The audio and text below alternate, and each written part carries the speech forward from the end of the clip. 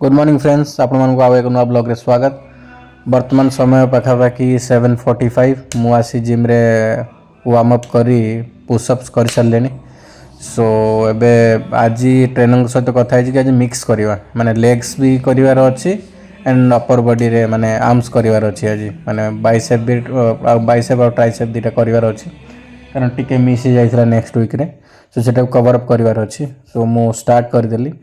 मु actually black coffee P थी। Black coffee रो 20-25 minutes पर कदली गोटे खाई टिके एनर्जेटिक फील करने जेहेतु आज मिक्स रहिबो ट्रेनर सजेस्ट करथिले कि टिके आपण खाई आसबे। सो ब्लैक कॉफी आउ कदली मत हेल्प करिवो 1.5 आवर जो सेशन रहिबो सेथिरे एनर्जी प्रोवाइड करिया पई।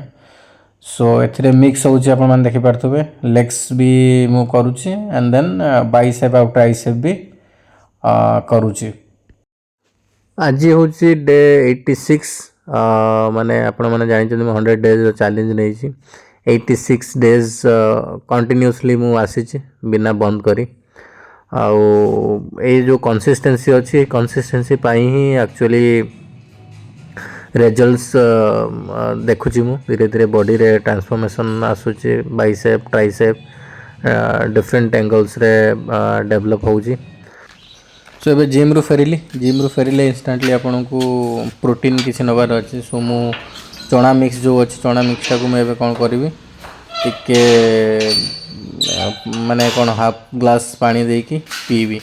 से मत पाखापाखि 100 ग्राम चना मिक्स रु मत पाखापाखि 17-18 ग्राम रो प्रोटीन मिलियो जोटा कि निहाती आवश्यक।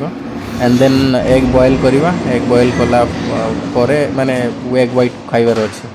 सो एग व्हाइट रु पाखापाखि मु 18 to 20 ग्राम प्रोटीन आउ एथरु चना मिक्स रु मु पाखापाखि 18 ग्राम रो प्रोटीन नेबी। आपण माने चाहिए चना मिक्स निजे घरे प्रिपेयर करि परिबे। चना रहिबो डिफरेंट सीड्स एंड नट्स रहिबो। सो आपण चना मिक्स घरे प्रिपेयर करेंगे नले आपन को मिलूची डिफरेंट सुपर स्टोर से आपन मिली जीवो चना मिक्स सेटू भी किनि आनी आपन कंज्यूम करि परिबे। एबे टिके अंडा बॉयल कर दबा पाखापाखि मु 8टा अंडा नउची बॉयल करिया पई। सो अंडा बॉयल हेले हम कोन करिया ताकू तार एग व्हाइट्स को ये करिवार अछि। अंडा टिके छडेई हमें एग व्हाइट्स खाइबार अछि। प्रीवियस वीडियो रे मु कहि आसी कि आपनकर जो एग व्हाइट अच्छी से कोलेस्ट्रॉल बिल्कुल ना आउ देह पाई बहुत ही बढ़िया प्रोटीन से आपन को गोटे एग व्हाइट रु आपन को मिल जाए पाखापाखि 3 ग्राम रो प्रोटीन। सो एबे